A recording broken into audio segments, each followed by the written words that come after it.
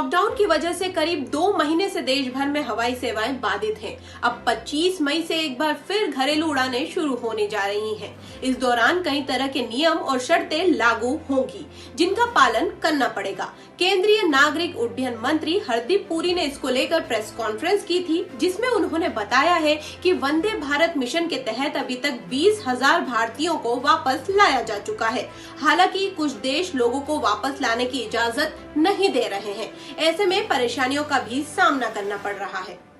वहीं उन्होंने बताया कि मेट्रो टू मेट्रो शहरों में कुछ नियम होंगे, मेट्रो टू नॉन मेट्रो शहर के लिए अलग नियम होंगे। मेट्रो शहरों में दिल्ली, मुंबई, कोलकाता, चेन्नई जैसे शहर शामिल होंगे।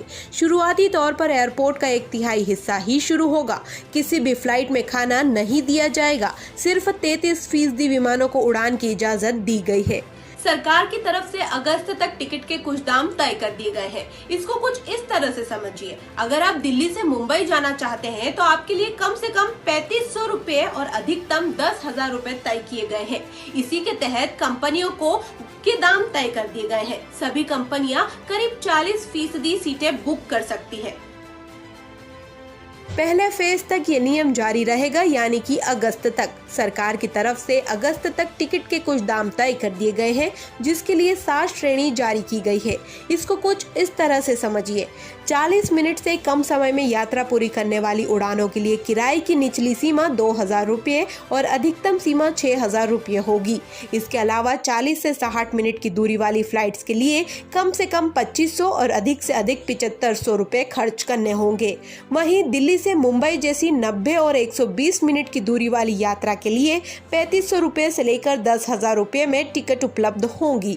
अगर बात करें दिल्ली बेंगलुरु जैसी 120 मिनट से 125 मिनट की दूरी वाली यात्रा की, तो इसके लिए आपको कम से कम 4500 रुपये और अधिक से अधिक 13,000 रुपये खर्च करने होंगे। यदि किसी को 150 से 180 मिनट की यात्रा वाले रूट जैसे दिल्ली इम्फाल रूट पर यात्रा करनी है, तो उसे कम से कम 5500 रुपये टिकट के लिए देने होंगे। वहीं इस रूट पर सबसे महंगे टिकट का दाम 15,700 निर्धारित किया गया है।